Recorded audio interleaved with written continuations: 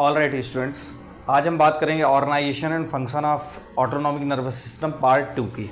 देखिए, overall autonomic nervous system का क्या कॉन्सेप्ट है, ऑटोनॉमिक नर्वस सिस्टम के अंदर पैरासिम्पैथेटिक और सिम्पैथेटिक नर्वस सिस्टम हैं, तो उनमें क्या डिफरेंसेस हैं, राइट।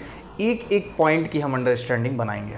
तो देखिए, सबसे पहले डिस्कस करते हैं कि ऑटोनॉमिक नर्वस सिस्टम की ऑरिजिन क्या है। तो ऑटोनॉमिक नर्वस सिस्टम को अगर आपको पढ़ना है तो जैसा कि आपने प्रीवियस नर्वस सिस्टम के क्लासिफिकेशन में देखा था कि नर्वस सिस्टम को हमने क्लासीफाई किया, जिसमें हम पेरिफेरल नर्वस सिस्टम को हम ऑटोनॉमिक नर्वस सिस्टम और सोमैटिक नर्वस सिस्टम में क्लासीफाई कर रहे थे। सोमैटिक में हमने बात कर ली थी किसकी, वॉलंटरी एक्शंस की स्केलेटल मसल के थ्रू, जबकि ऑटोनॉमिक नर्वस सिस्टम में हमने बात की थी जिसको फर्दर डिवाइड किया था parasympathetic, sympathetic and enteric nervous system. Parasympathetic और सिम्पैथेटिक आपके सिलेबस में है। तो पैरासिम्पैथेटिक नर्वस सिस्टम और सिम्पैथेटिक नर्वस सिस्टम मींस, अगर मैं कहूँ ऑटोनॉमिक नर्वस सिस्टम की हम ऑरिजिन को पढ़ रहे हैं, तो according to your syllabus parasympathetic और सिम्पैथेटिक नर्वस सिस्टम की ऑरिजिन आपको जाननी है। तो देखिए, ओवरऑल ऑरिजिन कहाँ से है इनकी, सेंट्रल नर्वस सिस्टम से। अब सेंट्रल नर्वस सिस्टम से कैसे, सेंट्रल नर्वस सिस्टम के दो पार्ट हैं, ब्रेन एंड स्पाइनल कॉर्ड। तो आपका ओवरऑल जैसे हम पढ़ रहे हैं organisation and function of autonomic nervous system, ये आपका टॉपिक क्लियर है। पार्ट 2 है, ये भी आपको क्लियर है। अब ये आपका जो ब्लू कलर से रिप्रेजेंटेशन है, that is your spinal cord. ये आपका क्या है, स्पाइनल कॉर्ड। अब इस स्पाइनल कॉर्ड में चूंकि देखिए, स्पाइनल कॉर्ड का डिवीजन आपको पता है कि ऊपर सर्वाइकल होता है, थोरैसिक होता है, ये उल्टा हो गया सर, क्या होता है, थोरैसिक होता है, और देन क्या होता है, लंबर होता है, एंड सैक्रल होता है, और देन कॉकिजियल होता है। तो कॉकिजियल का ये पॉइंट है। अब कॉकिजियल के पॉइंट को मैंने यहाँ दिखा नहीं रखा है, उसका रीजन भी मैं आपको बता दूंगा क्यों। तो ये कॉकिजियल है लास्ट, आपका इन 4 से काम हो जाएगा। तो सबसे पहले हम देख रहे हैं ऑरिजिन को लेके। तो ऑटोनॉमिक नर्वस सिस्टम में पैरासिम्पैथेटिक और sympathetic nervous system both are originated from the spinal cord. Spinal cord are divided into the cervical, thoracic, lumbar, sacral and coccygeal, but here we are considering for learning purpose only 4, that is cervical, thoracic, lumbar and sacral. अब चूंकि चलिए parasympathetic nervous system देखते हैं। Parasympathetic के नाम में क्या आता है, para position. Para position means, जैसे अगर मैं कोई सपोज कर ये रिंग बनाता हूँ, ये मैं अगर मैं कोई भी चीज स्ट्रक्चर बनाता हूँ, तो इसमें पैरा पोजीशन क्या है। अब जैसे ये पोजीशन, अगर मैं इसको ऑर्थो तो ये मेटा, तो ये पैरा, तो इसके रेफरेंस में पैरा क्या होगी, सबसे डिस्टेंटेड पोजीशन, सबसे दूर वाली। तो ऑर्थो मेटा, अगेन ये पैरा, ये दूर वाली क्या हो गई, पैरा पोजीशन। तो मेरा ओवरऑल कंटेक्स्ट इस बात का है कि स्पाइनल कॉर्ड में अगर मैं ये 4 चीजें बनाऊं, सर्वाइकल, थोरैसिक, लंबर और सैक्रल, तो इसमें अगर मैं पैरा पोजीशन पूछूं तो पैरा मीन्स सबसे अवे ऊपर ये है और नीचे ये है। तो इसीलिए पैरासिम्पैथेटिक जो नर्वस सिस्टम होती है, उसका जो ऑरिजिन पॉइंट होता है, that is your cranio sacral. Means parasympathetic nervous system, चूंकि पैरा नाम है, पैरा पोजीशन मतलब डिस्टेंटेड, तो स्पाइनल कॉर्ड में अगर 4 पार्ट में स्पाइनल कॉर्ड को डिवाइड कर रहे हैं, तो उसमें सबसे डिस्टेंटेड पोजीशन है सर्वाइकल और इसकी सर्वाइकल और सैक्रल की पोजीशन। तो craniosacral is the origin of parasympathetic nervous system. एक पॉइंट आपका ये क्लियर हुआ। दूसरा, सिंपैथेटिक नर्वस सिस्टम।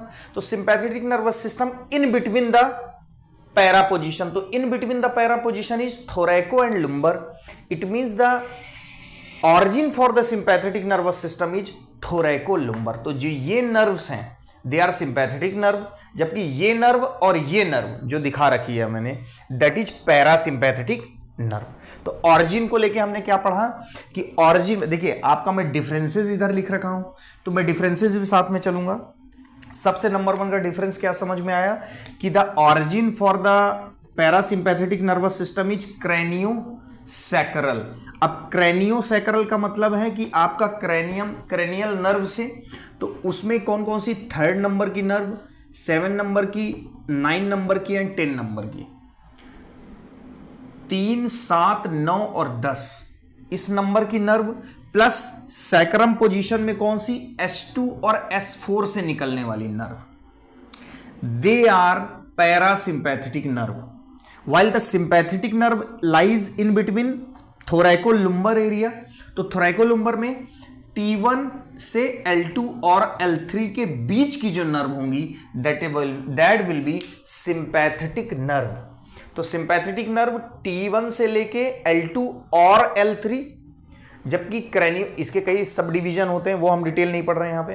क्रैनियोसैक्रल में आपकी क्रैनियल नर्व कंसीडर कर रहा है 3, 7, 9 और 10, जिसको आपको रोमन नंबर में लिखना है, और प्लस S2 से S4 सैक्रल का डिवीजन। तो ये हो गया आपका क्रैनियोसैक्रल ऑरिजिन को लेके, और ये हो गया थोरैकोलुम्बर। तो ये वाला पॉइंट आपका डिफरेंस को लेके दोनों नर्वस सिस्टम में क्लियर हो गया। नेक्स्ट हम बात करते हैं, देखिए जब पैरासिम्पैथेटिक नर्वस सिस्टम की बात करें तो इसमें जो नर्व सबसे प्राइमरी न्यूरॉन जो निकल रहा, पहला न्यूरॉन, तो ये न्यूरॉन पैरासिम्पैथेटिक नर्व में, इसमें और इसमें, चूंकि ये पोजीशन पे है, पैरासिम्पैथेटिक नर्व है जिसको हम कोलिनर्जिक नर्व भी बोलते हैं। तो ये कोलिनर्जिक नर्व का फाइबर अगर आप देख पा रहे हैं तो ये इसकी लेंथ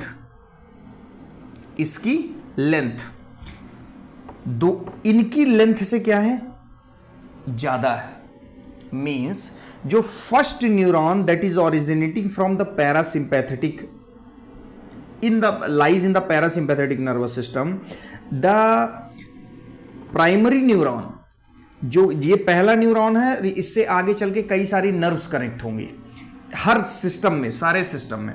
तो पैरासिम्पैथेटिक नर्व में जैसे प्राइमरी न्यूरॉन निकला, अब इससे कई सारी नर्व, बहुत सारी ब्रांचेज होंगी इसकी सेकेंड नर्व की। तो इसमें यही कहना चाहता हूं कि जो ओवरऑल बीच का एरिया है प्राइमरी न्यूरॉन और सेकेंडरी न्यूरॉन का, वो प्राइमरी और सेकेंडरी न्यूरॉन के बीच के एरिया जहाँ पे बहुत सारी, चूंकि मैं बोल रहा हूँ ब्रांचेज निकलती हैं, तो सबकी सेल बॉडी का क्या होगा, यहाँ पे कलेक्शन होगा हर सिस्टम में, पैरासिम्पैथेटिक में भी और सिम्पैथेटिक में भी। तो ये जो ग्रीन कलर से स्ट्रक्चर दिखा के रखे हैं, ये दिखा के रखा है कि जो सेकेंडरी न्यूरॉन है, जो पहला न्यूरॉन निकला वो तो सिंगल है, लेकिन उसके बाद जो ब्रांचेज निकलेंगी वो ब्रांचेज कई सारी न्यूरॉन्स की होंगी, और उनका जो सेल बॉडी होगा एक साथ, वो एक क्लम्प के फॉर्म में वो इस स्पेस पे होगा जहां पे सेकेंडरी और प्राइमरी न्यूरॉन के बीच का एरिया, जहां पे कलेक्शन ऑफ सेल बॉडी होगी यहां पे। तो कलेक्शन ऑफ सेल बॉडी दोनों सिस्टम में, चाहे पैरासिम्पैथेटिक हो चाहे सिम्पैथेटिक हो, ऑटोनॉमिक नर्वस सिस्टम में collection of cell body outside the central nervous system means in autonomic nervous system को हम बोलते हैं गैंग्लिया।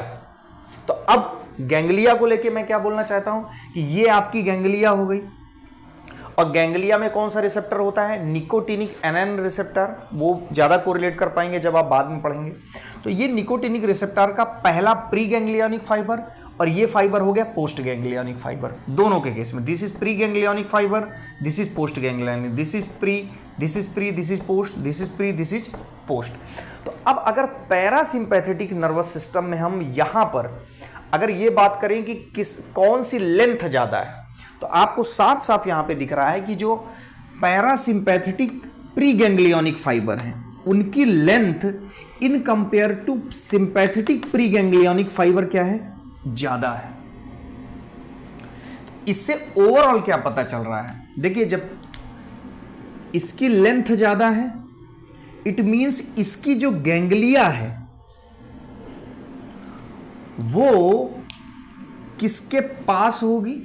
अच्छा, एक चीज और इससे पहले समझिए कि जब ये pre ganglionic neuron, ganglia and post ganglionic neuron, इनका जो टर्मिनेशन पॉइंट है, ये हार्ट हो सकता है, ब्लड वेसल्स हो सकते हैं, विसरल ऑर्गन हो सकते हैं, ग्लैंड्स हो सकते हैं, आईज हो सकती हैं, और भी बॉडी के कई पार्ट। तो मेरा कहने का मतलब है कि जब इनके रिसेप्टर्स यहां पे होंगे, राइट, ये भी आपको क्लियर है। तो ओवरऑल जब ये गैंग्लिया किस सिस्टम में, पैरासिम्पैथेटिक या सिंपैथेटिक सिस्टम में, किसमें ऑर्गन के ऊपर होगी या नियर द ऑर्गन होगी, ये ऑर्गन्स के पास होगी, किसमें, ये उसमें होगी जिसमें इसकी लेंथ क्या है, ज्यादा है। तो ये लेंथ ज्यादा किसमें है, प्री गैंग्लियोनिक फाइबर की लेंथ ज्यादा किसमें है? पैरासिम्पैथेटिक में। इसीलिए पैरासिम्पैथेटिक में जो गैंग्लिया होती है, कलेक्शन ऑफ सेल बॉडी, वो क्या होती है? ऑन और close to the organ supplied. क्या होती है? ऑन और close to the organ supplied. इन ऑर्गन्स पे होगी या उनके नियर बाई होगी। ये भी डिफरेंस आपको क्लियर हुआ। जबकि सिंपैथेटिक में प्री गैंग्लियोनिक छोटा फाइबर लेंथ होती है, जबकि पोस्ट गैंग्लियोनिक की लेंथ ज़्यादा होती है। तो यहाँ पे जो ऑर्गन्स हैं, जो गैंग्लिया है, उसकी ऑर्गन से डिस्टेंस क्या होगी? ज़्यादा होगी। मतलब यहाँ पे कैसी डिस्टेंस होती है? अवे। मीन्स यहाँ पे गैंग्लिया कैसे प्रेजेंट होगी? Away, right. तो आपका ये वाला पॉइंट क्लियर हो गया। अब नेक्स्ट पॉइंट हम बात करते हैं। चाहे पैरासिम्पैथेटिक हो चाहे सिंपैथेटिक हो, दोनों के केस में at the ganglia pre ganglionic fibre क्या रिलीज कर रहा है? Acetyl choline. हर जगह क्या रिलीज कर रहा है? Acetyl choline. बट सिंपैथेटिक में पोस्ट गैंग्लियोनिक फाइबर, सिंपैथेटिक में पोस्ट गैंग्लियोनिक फाइबर क्या रिलीज करेंगे? Most of the time norepinephrine that will bind to their alpha and beta receptor in the organs. Very few cases, very few part, कुछ part हैं body में जहां पे sympathetic nerves again क्या release करती हैं? Acetyl choline. जबकि करना क्या चाहिए? नॉरएपिनेफ्रिन।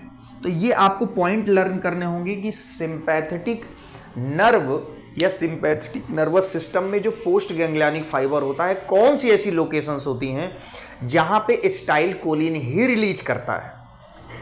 जबकि नॉर्मल हम क्या देखते हैं कि नॉर्मली आपका अगर सिंपैथेटिक फाइबर है तो प्री गैंग्लियोनिक फाइबर तो एसिटाइल कोलिन करेगा सारे केसेस में, लेकिन सिंपैथेटिक क्या करना चाहिए? नॉरएपिनेफ्रिन नहीं करना चाहिए या एड्रेनालिन करना चाहिए।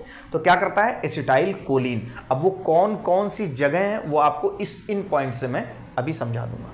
तो ये बात आपकी क्लियर हो गई। अच्छा, सेकंड पॉइंट, ये वाला पॉइंट समझिए। देखिए यहां पे एड्रिनल मेडुला में, एड्रिनल मेडुला से क्या रिलीज होता है? एड्रेनालिन। और एड्रेनालिन सीधे कहां मिल जाएगा? ब्लड में। और ब्लड स्ट्रीम से जहां जाना है वहां पे जाएगा और अपना इफेक्ट देगा। तो ये एक वाला पार्ट हो गया सिंपैथेटिक का। अच्छा, पैरासिम्पैथेटिक में क्या हो रहा है? प्री गैंग्लियोनिक तो एसिटाइल कोलिन रिलीज कर रहा है, पोस्ट गैंग्लियोनिक भी आपका क्या रिलीज कर रही है? Acetyl choline. यहां पे भी क्या रिलीज हो रहा है आपका? Acetyl choline. तो ये पार्ट आपका, तो आप अगर इस चीज को देखें कि इनमें डिफरेंस क्या है, तो पैरासिम्पैथेटिक में जो मेजर न्यूरोट्रांसमीटर है प्री गैंग्लियोनिक में, दैट इज एसिटाइल कोलिन। और एसिटाइल कोलिन के अलावा क्या क्या हो सकता है? Vesico intestinal peptide and nitric oxide. ये न्यूरोट्रांसमीटर का डिफरेंस, इसमें मेन क्या है? एसिटाइल कोलिन प्लस साथ में वेसिको इंटेस्टाइनल पेप्टाइड और नाइट्रिक ऑक्साइड हो सकते हैं। जबकि सिंपैथेटिक में main norepinephrine and like adrenal medulla की बात करें तो वहां पे एड्रेनालिन हो गया, एटीपी भी होता है, न्यूरोपेप्टाइड वाई भी होता है, एसिटाइल कोलिन भी होता है जैसा कि हमने यहां पे देखा, राइट। और क्या होता है? डोपामिन भी होता है। तो सिंपैथेटिक में आपका कभी कभी पोस्ट गैंग्लियोनिक फाइबर डोपामिन भी रिलीज करेंगे, एसिटाइल कोलिन भी रिलीज करेंगे। तो ये पॉइंट को आपको हाईलाइट करना होगा। तो एक तो आपका ये पॉइंट क्लियर हो गया, राइट। ये वाला पॉइंट आपका क्लियर है, मार्कर भी दिक्कत, ये पॉइंट राइट। मार्कर ब्लैक वाली देखते हैं कौन चल रही है। तो आपका ये पॉइंट क्लियर हो गया। अब डिस्ट्रीब्यूशन की बात करते हैं कि बॉडी में कहां कहां कौन सी चीजें डिस्ट्रीब्यूटेड हैं। देखिए सिंपैथेटिक नर्वस सिस्टम आपके बॉडी में वाइडली डिस्ट्रीब्यूटेड है, मींस ओवरऑल हर जगह है। तो इसीलिए डिस्ट्रीब्यूशन में अगर हम बात करें तो सिंपैथेटिक नर्वस सिस्टम की जो नर्व्स हैं वो वाइडली डिस्ट्रीब्यूटेड है एवरीवेयर। बट पैरासिम्पैथेटिक कहां है? लिमिटेड है, इसका हेड में है, नेक में है और ट्रंक में है। कहां कहां पर है? पैरासिम्पैथेटिक नर्वस सिस्टम की जो नर्व्स हैं that is limited to the head, neck and trunk. जबकि सिंपैथेटिक का क्या है सिस्टम? वाइड है। क्या है? वाइड है। तो ओवरऑल ये सारी चीजें डिफरेंस आपको समझ में आ गई। अब एक डिफरेंस है, अब ओवरऑल इसकी बात कर ली हमने, इसकी बात कर ली, इसकी कर ली और इसकी कर ली।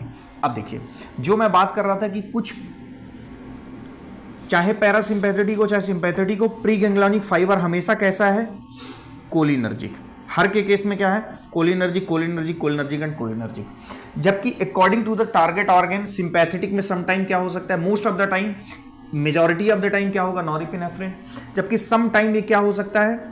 माइनॉरिटी एसिटाइलकोलिन भी हो सकता है, सम टाइम ये डोपामिन भी हो सकता है, राइट। तो इस तरीके से आपको लर्न करना है। तो एक तो ये बात हो गई। स्टेबिलिटी की अगर बात करें तो नॉरएपिनेफ्रिन ज़्यादा स्टेबल होता है इन कंपैरिजन टू एसिटाइलकोलिन, क्योंकि एसिटाइलकोलिन जब रिलीज होता है तो तुरंत उसकी हाइड्रोलाइसिस हो जाती है, कोलिनेस्टरेज एंजाइम उसको क्या कर देता है? ब्रेक कर देता है।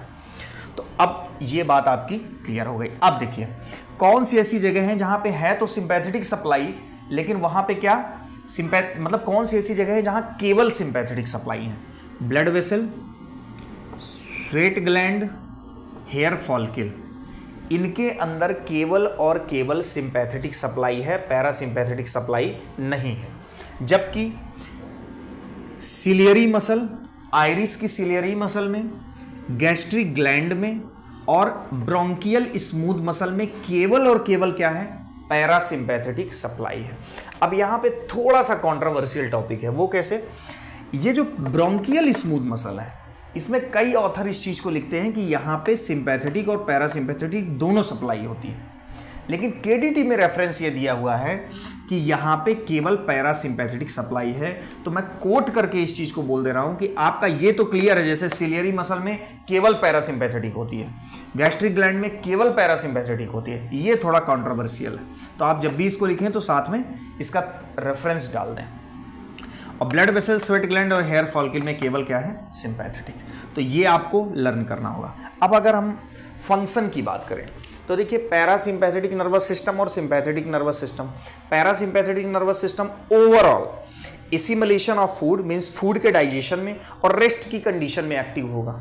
मींस रेस्ट की कंडीशन में या डाइजेशन में, आप रेस्ट और डाइजेशन में हेल्प करेगा। That's why we call parasympathetic nervous system और cholinergic nervous system as rest and digest nervous system. जबकि सिंपैथेटिक नर्वस सिस्टम आपका क्या करेगा?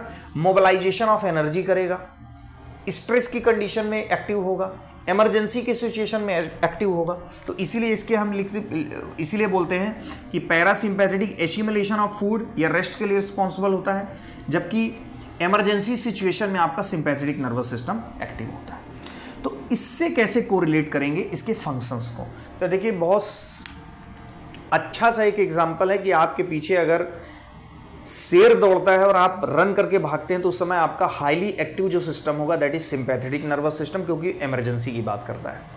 तो उस समय कौन कौन सी चीज़ें आपके साथ होंगी तो वो उसका आप देख, जैसे अगर मैं हार्ट रेट की बात करूं तो हार्ट रेट उस समय क्या होगा? बढ़ा हुआ होगा जब आप भाग रहे होंगे। आईज आपकी क्या होंगी? डायलेटेड होंगी। अब इसको इस तरीके से याद कर सकते हैं कि आप भाग रहे हैं तो आप ज़्यादा चीज़ों को देखेंगे क्लैरिटी से, जल्दी जल्दी भागेंगे।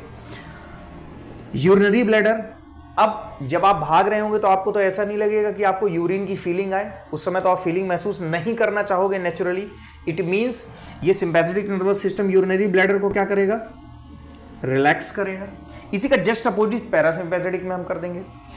ब्लड वेसल की अगर बात करें तो आप क्या चाहोगे कि उस समय ब्लड वेसल क्या हो? आपका बीपी क्या होगा? बढ़ा होगा। तो ब्लड वेसल क्या होंगी? कॉन्ट्रैक्टेड होंगी, कॉन्ट्रैक्टेड होंगी। यहां पे बहुत अच्छा कॉन्सेप्ट है ब्लड वेसल में। अब उतना डेप्थ में आपको नहीं बताना है क्योंकि बेसिक स्टार्ट हो रहा। स्केलेटल मसल की ब्लड वेसल तो डायलेट होती हैं, लेकिन पेरीफेरी, ओवरऑल पेरीफेरी की ब्लड वेसल क्या होती हैं? कॉन्ट्रैक्ट होती हैं, ताकि ऊपर से जब ब्लड वेसल कॉन्ट्रैक्ट हो तो ब्लड पूरा कहां जाएगा? पैर की मसल्स में, स्केलेटल मसल में।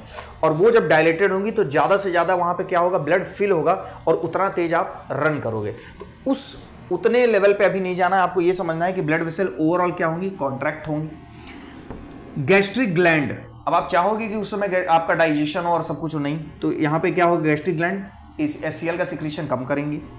स्मूथ मसल, स्मूथ मसल में आप जैसे आप ब्रोंकियल स्मूथ मसल की बात करें तो वो रिलैक्स होंगी, ताकि आपका एयरवेज क्या हो? डायलेटेड हो। आप जब भाग रहे हो तब आपको ऑक्सीजन, ऐसा ना हो कि आपके एयरवेज अगर कॉन्ट्रैक्टेड होंगे तो आप तुरंत क्या हो जाओगे? गिर जाओगे।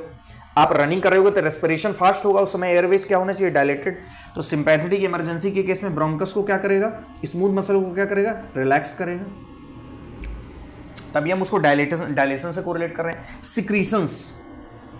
सिक्रीशंस में क्या करेगा, तो ओवरऑल अब आपको यहां पे थोड़ा सा थ्योरी इस तरीके से याद रखना है कि चूंकि पैरासिम्पैथेटिक किस में हेल्प करता है, डाइजेशन में, तो डाइजेशन में सारे सिक्रीशंस इन्वॉल्व होंगे, सलाइवेशन, आपका इंटेस्टाइनल जूस का सिक्रीशन, गैस्ट्रिक ग्लैंड का सिक्रीशन। तो जो सिक्रीशन बढ़ने वाली बात है वो किस में होगी, पैरासिम्पैथेटिक में। तो यहां पे सारे सिक्रीशंस क्या होंगे, कम होंगे।